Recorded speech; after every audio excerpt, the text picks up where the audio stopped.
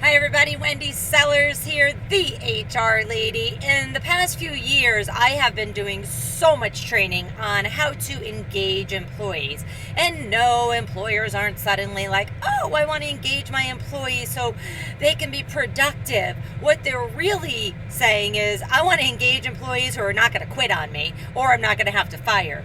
So we need to start at all different angles. And employers, if you're listening here today, you do need to know that in order to have super productive employees, you do need to engage them. What does that even mean? It means that they give a darn about your company, that they care about you, they care about their coworkers, they care about the customers, they care about deadlines, but this does not mean you work them to death. So engagement is not being worked to death.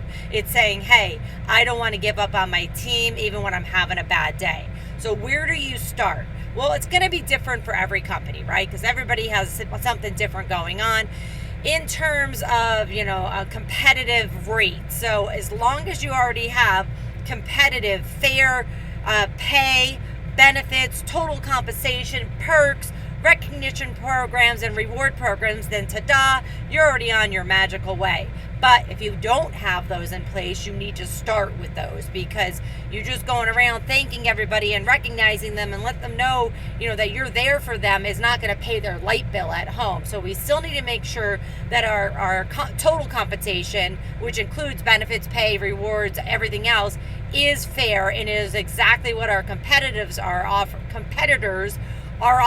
if not more, right? Because they're not going to come to you with a less than engaging workplace and get paid less. So we have to make sure our total compensation is there. Let's go over some of the best practices once you have that in line. Start with the plan. Develop a comprehensive plan for implementing employee engagement strategies. What are your goals as a department? What are your goals as a company? Hopefully you're doing this company-wide. If you're only doing it department-wide, maybe that's your sample department. But what are the goals and what is the timeline? Be realistic, very, very realistic. Number 2, identify key areas for improvement, such as communication. Or is it recognition? Is it both? Is it professional development? Is that what your employees are asking for? And then focus on whatever those 2 or 3 key areas are for the beginning of your new employee engagement strategy. Involve employees. Don't just involve managers. Managers do know employees, or they should know employees best, but they don't always. Ask diverse groups of employees, hey, what do you want from the organizations? What's missing and what can we offer? Maybe they want something that's already there, but it's just not being clearly communicated. That's an easy win.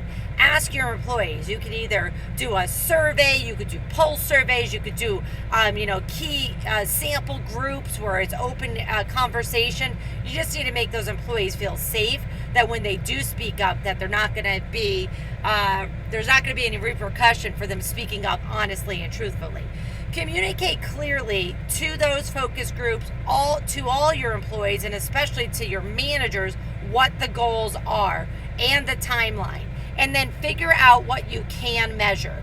You should always have some kind of measurement, even if it's as simple as our survey results have improved in 6 months and we were looking for 8 months, so we're ahead of the game. So measurement, so important to be measuring progress. Again, you can use employee surveys, but you could also use good old performance metrics, which means you do need to have performance metrics in place too.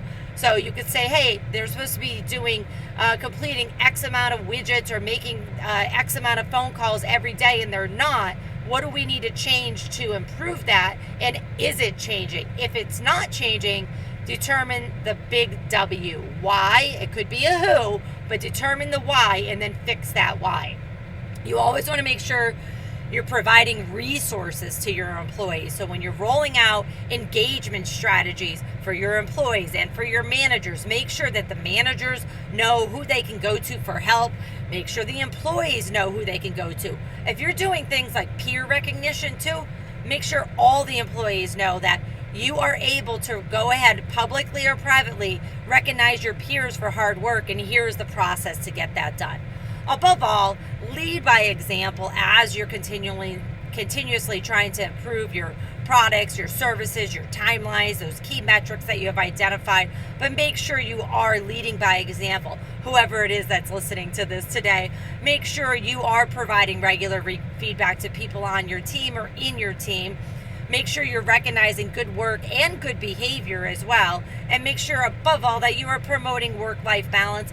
We are all just burnt out, and we need your help in order to become not burned out and then fully engage in the workforce so that we can get stuff done and meet our goals as an organization, as a department, as a team, and as an individual.